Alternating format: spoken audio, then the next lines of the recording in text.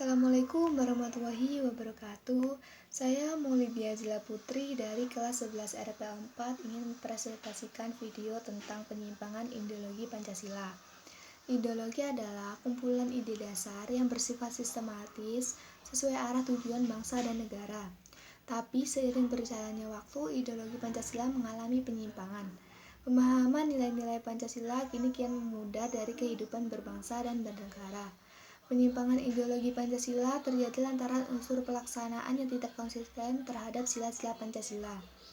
Ini terjadi karena terkikisnya moral dan identitas bangsa. Contoh kasus penyimpangan ideologi Pancasila yaitu 1. Ketuhanan Yang Maha Esa. Contohnya, masyarakat Indonesia dihebohkan dengan bom pembunuhan di gereja Surabaya beberapa tahun lalu. Ini merupakan perilaku terorisme yang jelas menyimpang Pancasila. Pancasila ketuhanan yang Maha Esa, kemanusiaan yang adil dan beradab, dan persatuan Indonesia. 2. Kemanusiaan yang adil dan beradab. Pemkot Surabaya menggusur rumah 841 kartu keluarga selama tahun 2018 dan tidak adanya tindakan lanjut oleh pemerintah seperti memberikan bantuan atau jaminan rakyat miskin. Hal ini merupakan bentuk ketidakadilan dalam sila kedua. 3. Persatuan Indonesia. Adanya kasus anggota OPM, Organisasi Papua Merdeka, menyerahkan senjata dan amunisi yang bertujuan untuk memisahkan Papua Barat dan wilayah NKRI, serta adanya rasa ingin merdeka sendiri. 4.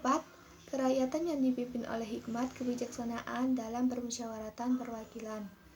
Contohnya, ketidakadilan hukum yaitu pencurian semangka di Kediri yang dituntut penjara 2 bulan 10 hari, sedangkan para pejabat yang memakan uang negara tidak diselidiki dan tidak ditindaklanjuti. 5. Keadilan sosial bagi seluruh rakyat Indonesia. Contoh nyatanya yaitu adanya diskriminasi di rumah sakit. Perbedaan mereka antara pasien yaitu kurang mampu dengan pasien yang mampu. Biasanya mereka memperlakukan pasien yang tidak mampu dengan seenaknya tanpa rasa hormat, sedangkan orang yang mampu mendapatkan pelayanan yang istimewa.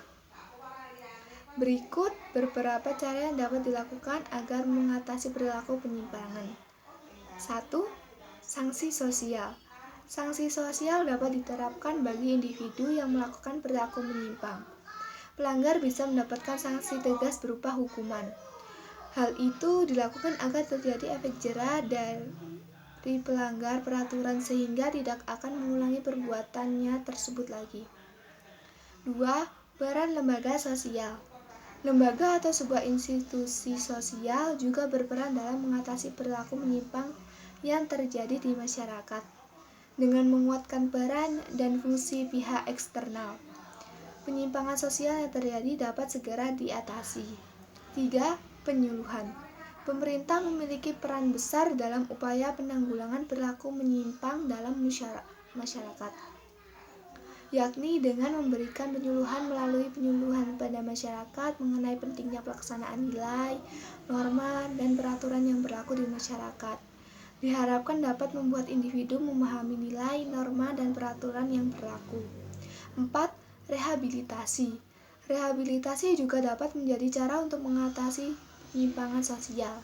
Misalnya seorang anak remaja atau pelajar yang memakai narkoba, remaja tersebut perlu mendapatkan pendampingan dan rehabilitasi agar tidak mengalami kecanduan. Rehabilitasi sosial dapat dilakukan oleh pemerintah, pihak pemangku kepentingan atau swadaya lembaga masyarakat. 5. Kerjasama dengan berbagai pihak. Cara mengatasi penyimpangan sosial selanjutnya adalah melakukan kerjasama dengan berbagai pihak. Keterlibatan banyak pihak sangat diperlukan. Sebagai contoh, kepala desa dengan penduduk atau orang tua anak, kepolisian, keamanan, dan lainnya. Selain sebagai cara mengatasi, upaya ini juga dapat menjadi tindakan preventif atau pencegahan. Demikian presentasi dari saya. Maaf bila ada salah kata. Wassalamualaikum warahmatullahi wabarakatuh.